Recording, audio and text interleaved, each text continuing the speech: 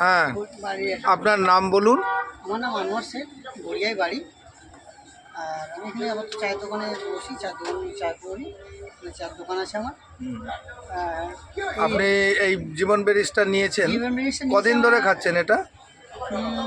10-12 দিন হবে, মিনিমাম 10-12 দিন আচ্ছা আচ্ছা, তাই 10-12 দিন খেয়ে খেয়ে আপনি কিছু বুঝতে পারছেন এর কি হলো আমার ইমিউনিটি পাওয়ারটা ভালো লাগছে, মানে আমার যে সুস্থি ভাবটা ছিল, হ্যাঁ, মানে হচ্ছে আমার মানে 8টা থেকে 9টার মধ্যে আমি কিছু না খেলে আমার কিছু ভালো লাগতো না, মানে খেতেই হবে জল।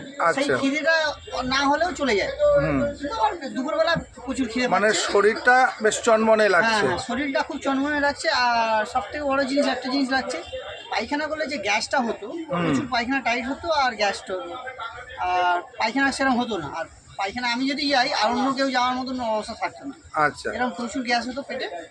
আর এখন দেখছি না, একবারই ক্লিয়ার হয়ে যায়।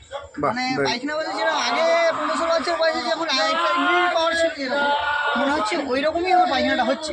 আচ্ছা। আর কোনো গ্যাস নেই, সবথেকে আচ্ছা। বড় কথা পায়খানায় কোনো গ্যাস নেই, মানে মনে হচ্ছে আর পায়খানাটা একটু কালো কালো হচ্ছে, যেটা বলেছিল পেট ক্লিন হলে আর এটা সেটা হবে। হবে, কারণ তো ব্যারিজ খেলে পেটের ভেতর থেকে হ্যাঁ, জামস বেরোবে, আমি ওটা বলছি কালো হবে। অনেক ভালো। আর আমি বলবো এটা সবার, আমার জন্য তো কেন, সবার জন্য বেটার।